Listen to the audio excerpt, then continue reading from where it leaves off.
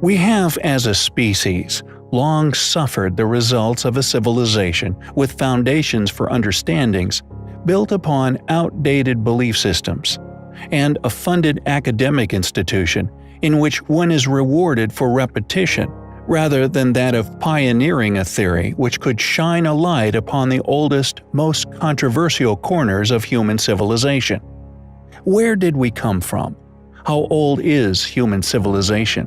These are questions which we have not only witnessed being ignored by the majority of mainstream academia, but have also shown, through what we believe is overwhelming evidence to prove that this same entity, entrusted with the accurate account of human history, has not only concealed a reality which threatens many mainstream belief systems, but also the modern attested theory of evolution as a whole.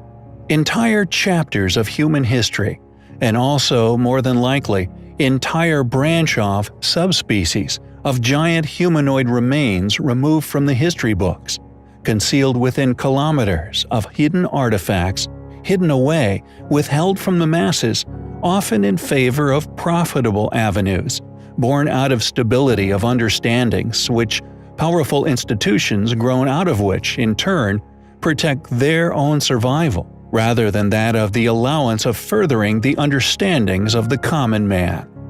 There is not only strong evidence still to be found all over the planet of past highly advanced civilizations which displayed capabilities far beyond that of any civilization within the permitted timelines of investigations, but prove the tremendous age of some of these ancient ruins.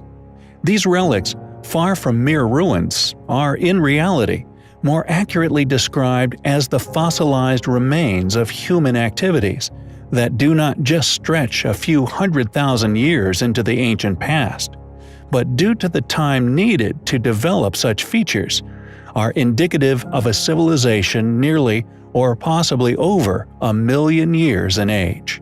The great stones within the Western Wall, for example, are not only far in excess of any weights the already studied permitted ancient ancestors within known history were capable of moving, or indeed using as building blocks.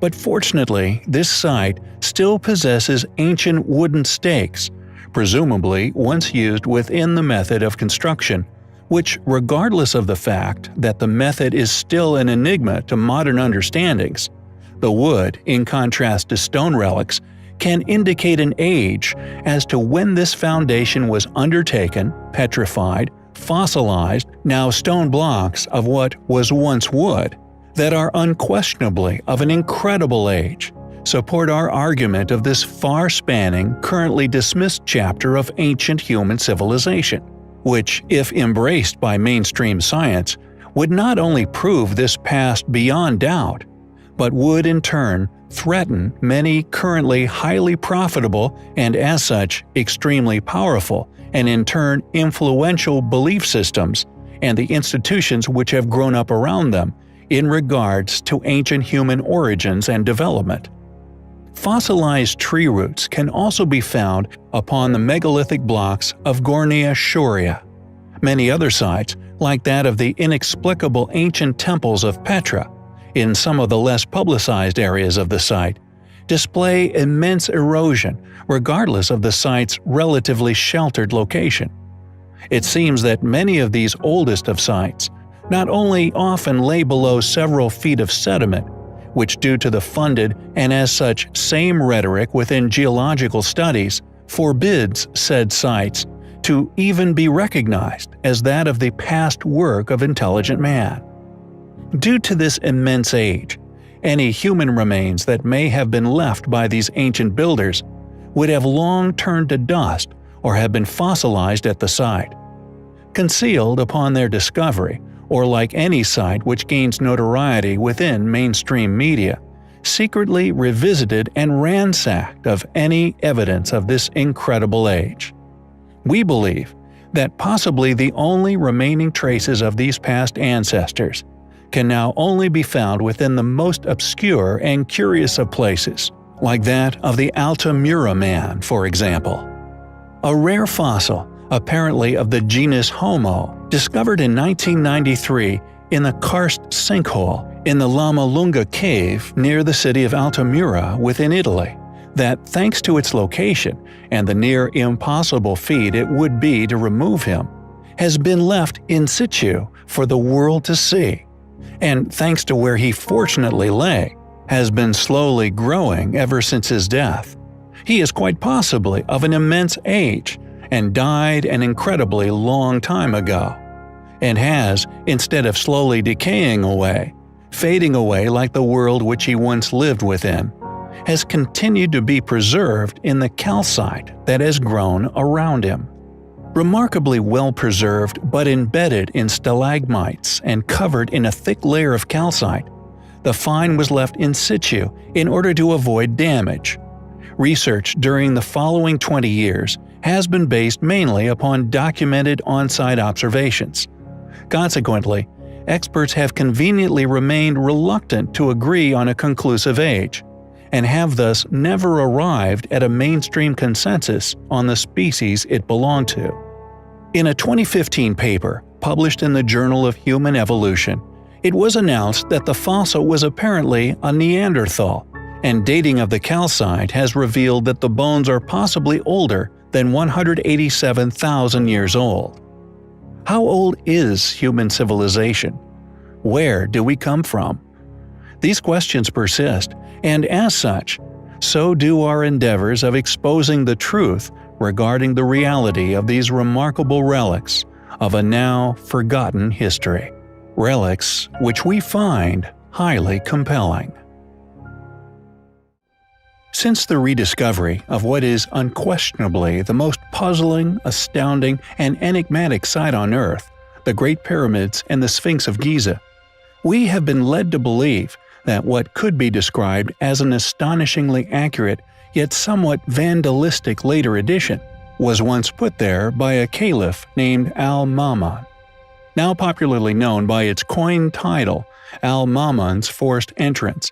This title, although argued as his work, has a pretty compelling tale attached to its possible original purpose. When one actually looks into what an incredible achievement this tunnel once was, it becomes apparent that it was cleverly bored by an ancient people, far more advanced than a 9th century caliph. Additionally, possible hypotheses have been put forth as to its origins by individuals who may have known of entrances into the pyramid. We in the modern world have either lost knowledge of or have been prevented from knowing about their existence. Hinged doorways made of stone, perfectly counterbalanced to allow an average-sized man to open and close them. Doorways along the structure's north face that, when closed, become seemingly indistinguishable from its surroundings. Are there still secret entrances along the pyramid's northern side? Quote, "The Great Pyramid, a little way up on one side, has a stone that may be taken out, which being raised up, there is a sloping passage to the foundations." End quote. Written by Strabo in Pyramids and Temples of Giza, Flinders Petrie. Yet regardless of these additional, highly compelling investigative leads put forward in addition to an explanation for the tunnel's existence, its remarkable accuracy remains a tough thing for supporters of academia's tale of events to explain. As author Ralph Ellis puts it, quote, "The main problem with the classical explanation was that Ma'mun's tunnel is rather too accurate for comfort. It tracks into the pyramid in a direct line for the all-important junction between the descending and ascending passageways. It is often cited that Ma'mun had to turn the tunnel sharp left to discover the original passageways, a fact that Ralph had in the back of his mind when they first visited the Great Pyramid. But he ambled down the forced tunnel, rather mystified, because the left turn cited in the literature could not be found. Having backtracked the tunnel and to try again, that left turn seemed to be no more than a slight widening of the tunnel. In fact, the digging was almost right on target." End quote. For how does one know where one is when deep within the passages of such an incredibly huge ancient structure? Secondly, if instead argued as having been started from without, the same problem has to be solved. For how did one know how to create the initial angle? Although it is now the most used entrance, and although it has been drawn upon countless plans, to draw an existing tunnel's precise line of descent is far more easier than to have created said precise angle in the first place. And within the Great Pyramid is the remaining half of what has often been used to create a compelling, possible explanation for this tunnel's original purpose. Known as the sarcophagus of Khufu, an anomalous object found within the pyramid, an artifact we have covered in the past. No one can explain how this giant stone object came to be within the pyramid. It would not have fit through the existing entrance tunnels. However, at some time in the pyramid's life, someone smashed into this stone box, took its past contents and the sarcophagus lid, an object that would also have not fit round the turns of the existing tunnel system, yet would have fit through the forced tunnel, and due to the vandalistic nature of the tunnel itself, could be argued that this damage to the sarcophagi was inflicted by the same group of individuals who built the tunnel, one used to extract the so-called sarcophagus's lid. Is this the real past purpose of the tunnel? And if created by a caliph in the 9th century, how did he tunnel so accurately on target? And additionally, where is this lid now? Was this tunnel, like the many different layers of casing stones indicate, built by a later yet also lost civilization, one who flourished far before even the ancient Egyptians? We find the evidence to suggest such highly compelling. Many of the most astonishing feats of ancient engineering are often avoided by historians, with many historical research materials absent their existence, due to their unexplainable origins. The reason for this should be obvious, for when one gazes upon such relics, instantly struck with wonder, a curiosity as to how something of such incredible size or skill could have been created by the individuals these sites are often claimed as the work of. This is one of the main theses of the channel, for not only are these sites largely ignored and thus overlooked regardless of being historically important structures, clear yet suppressed evidence that a civilization far more capable than any currently recorded within permitted timelines once flourished on Earth. Relics with a very different origin and indeed history. We believe that such structures were instead rediscovered by the many academically claimed builders, and this is often argued as being supported by empirical archaeological evidence. However, the archaeology merely proves inhabitation, not construction, with a record of construction never found within any of these academically claimed cultures' surviving records. Merely having re-inhabited such structures for strategic motivations, and in doing so, left their own archaeological footprint, subsequently concealing an unknown aspect of human history, one which came to an abrupt end, and one such site largely unknown by the greater world is known as the Herodium. What makes this structure so incredible is not the small arrangement of stone structures within the center of the build, but the earthwork itself, the entire site's footprint, and indeed the volume of earth utilized in the making of this ancient earthwork was of gigantic proportions. A seemingly pyramid-sized volume of earth used in the building of what can only be described as a respectably sized hill made by the hands of ancient man. Once one inspects this site from the air, its huge size becomes apparent, and the incredible feat this once was, an undertaking, if in fact constructed with primitive tools, would have been a task of unimaginable hardship. Thousands of tons of earth were at some point quarried and then transported to this spot, subsequently creating an incredible well-sheltered inhabitation with an intimidating incline on all sides. Many similar earthworks can be found throughout the United Kingdom, with the biggest pyramid in Europe known as Silbury Hill, mysteriously made completely of chalk. Yet this little mentioned site dwarfs Silbury Hill by some measure. The question is, how old is Herodium? Who made it? How did they accomplish such a feat? It is, undoubtedly, highly compelling.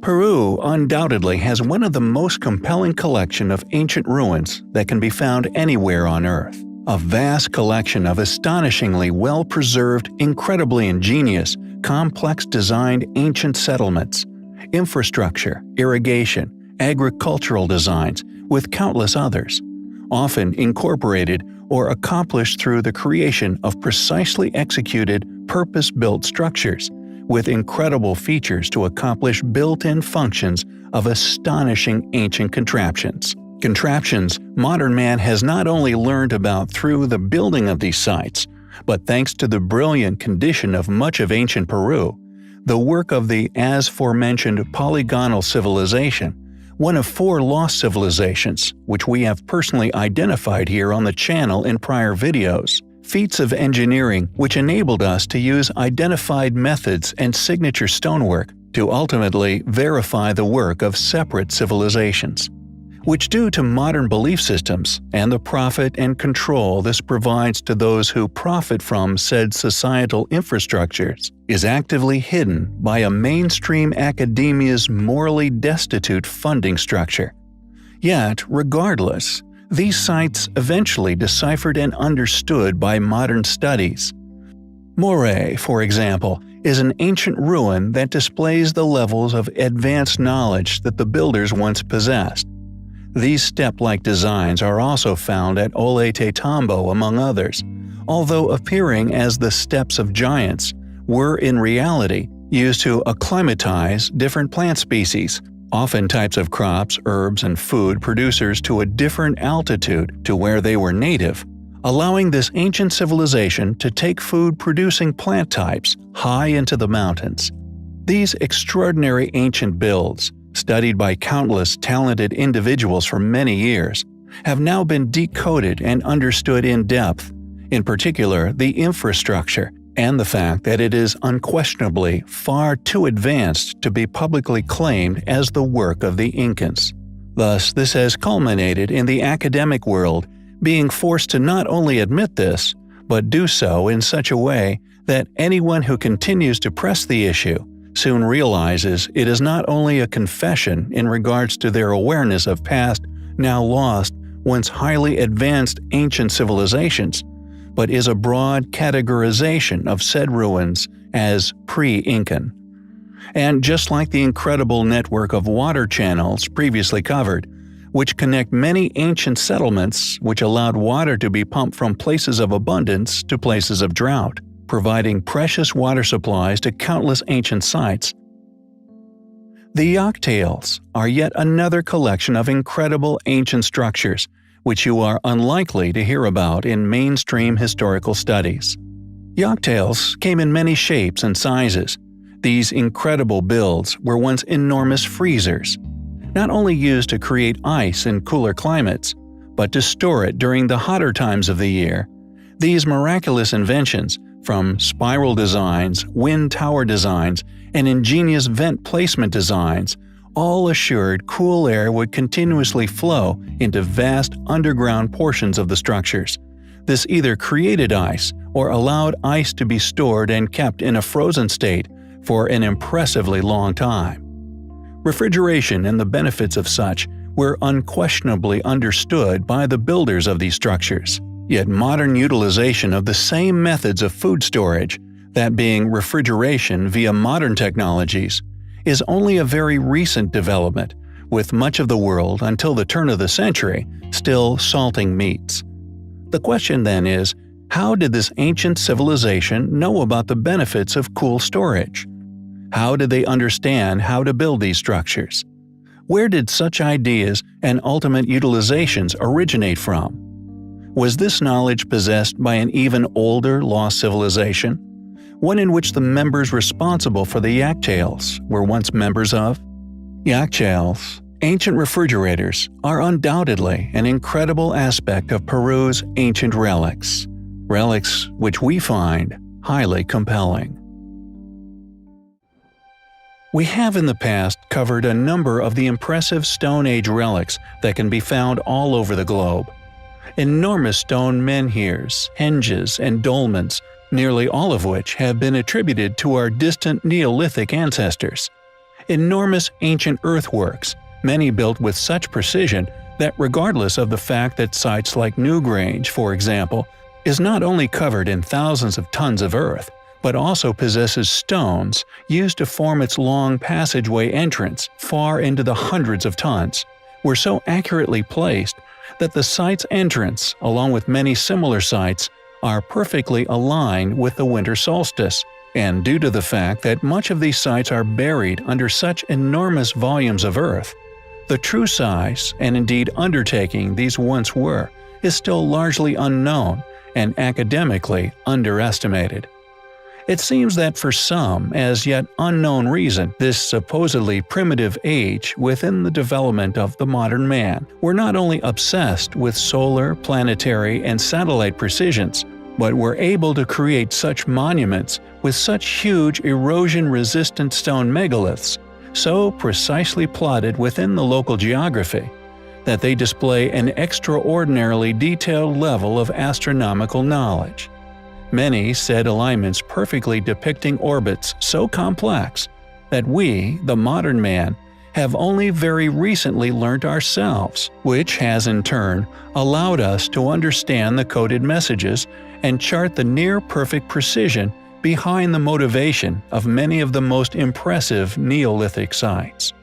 Furthermore, not only do many of their sites across Europe display a tremendously in-depth knowledge of the cosmos, in particular our own solar system, but additionally, dolmens, undoubtedly the second most recognizable and abundant of Neolithic remnants still dotting the planet, left by people of this enigmatic age, displays the same as yet unexplained ability to quarry, lift, and precisely place stones many tons in weight atop one another, seemingly with ease. These stones display a feat that, to this day, regardless of the countless individuals and intellects which have mulled over their existence, have yet to have their placements logically explained by anyone. As such, they remain one of the defining features among countless ruins across the globe that, due to their incorporation into said sites, allows one to identify their presence as the product of lost knowledge and thus lost civilization. Ergo, we feel they are surviving fragments of evidence, left by a far more capable, far more advanced, and thus far older civilization. One now lost to history, or possibly the work of a remnant of a civilization once capable of much more. Due to the primitive nature of many of the Neolithic sites and the stone finishes, they may have been moved and lifted with this lost knowledge, yet they all lack the signature tool marks or finishes of more detailed ruins such as Baalbek or Giza. This observation suggests to us that the Neolithic people, although possibly accurately placed chronologically within antiquity, were in reality a surviving remnant of a far older civilization, one which was capable of lifting, building, and most importantly, refining such stones, a crucial detail Neolithic ruins lack. It seems these technologies, rather than the lifting techniques utilized by the ancients, became lost and were not within the arsenal of, in our opinion, their possible surviving predecessors, the Neoliths, who, regardless of such, still possessed exquisite astronomical knowledge. Many of these sites are rarely explained. They are often simply attributed to a group without any further explanation. And the Evora megaliths are no exception. Claimed to have been the work of humble farmers some 6,000 years ago, these enormous multi-ton stones, which make up a number of sites within a small corner of Portugal, are to us clearly Neolithic megaliths. They not only display complex solar alignments with solstices, a Neolithic trademark, but to suggest that said stones were somehow sourced, quarried, transported many miles, and ultimately placed in such precise alignments by humble farmers. Stones displaying such a detailed awareness of the solar system and weighing such gigantic weights we find preposterous.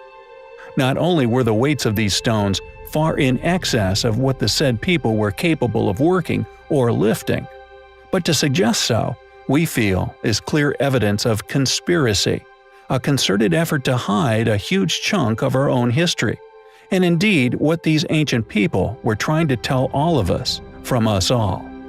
The question is, why would funders of said institutes want to hide these particular truths? What is the motivation for them to hide such information? Who built the henges of the Evora megaliths? When did they build them? And perhaps most importantly, what were these ancient people attempting to tell us? Perhaps one day we will find out. They are, undoubtedly, highly compelling. There are many aspects of history that remain unexplained, many aspects of ancient history that are often overlooked. The mission of our channel is to challenge these views, to encourage critical thinking, for the subjects often at hand require our viewer to, like us, distinguish between that which has and can be explained, and that which is often dismissed or claimed as the work of a civilization simply incapable of such feats. Much of ancient history remains unexplained. This is due to the fact that academia has already attested to knowing nearly all in regards to our past. And as such, anything which does not support this narrative, a narrative of ape to man, and as a species having only successfully achieved a level of societal advancement only once, having developed after the last ice age and never before. Anything contradicting this tale of events is either left out of the history books or claimed as the work of a group far too primitive to have completed such impressive ancient structures. Although much of history is ignored, and as such successfully obscured from mainstream discussions, the physical evidence remains and is far more difficult, if near impossible, to keep hidden. It may be easy for academics to ignore such sites, avoiding having to ever explain their origins, but these often enormous stone relics remain for all to see. And if one applies some effort into researching such curious areas of history, as do we, they will not only witness this mass conspiracy to avoid any discussion or popularization of such exhibits, but will inevitably come to similar conclusions as we have in regards to their inexplicable design, the incredible feats these structures once were, and the advancement that their creators must have attained to have ever completed said sites. However, not only ancient ruins are areas of history that remain unexplained. There also exists events documented within permitted history that remain equally as perplexing and seemingly impossible to logically explain, with the Nanking incident being one such mysterious case. On December 9, 1939, during the Second Sino-Japanese War, a battalion of Chinese soldiers was assigned to a 2-mile stretch of foothills as reinforcements in the area of Nanking. The commander of the battalion, Colonel Li Fuxian, was ordered to prevent the Japanese from getting out of the nearby city. However, several hours after these orders were given, the majority of this battalion, some 3,000 Chinese soldiers, simply vanished without a trace. What makes this disappearance all the more enigmatic is the fact that to this day, no one has been able to explain where they went. No remains have ever been found. No evidence of them having abandoned the war. Nothing. They simply vanished without a trace. There were simply no signs of them ever found. The remaining soldiers who escaped this fate, a group who were guarding a nearby bridge, later reported that there was no evidence of any battle having taken place, something these individuals placed so close to the disappearance would have heard, and the soldiers' guns were all found stacked beside their cooking fires. The question is, what happened to this 3,000-strong group of soldiers? How could they simply vanish without a trace? It remains the most perplexing case of disappearance known to history, and as such, regardless of this event being relatively recent, is undoubtedly highly compelling.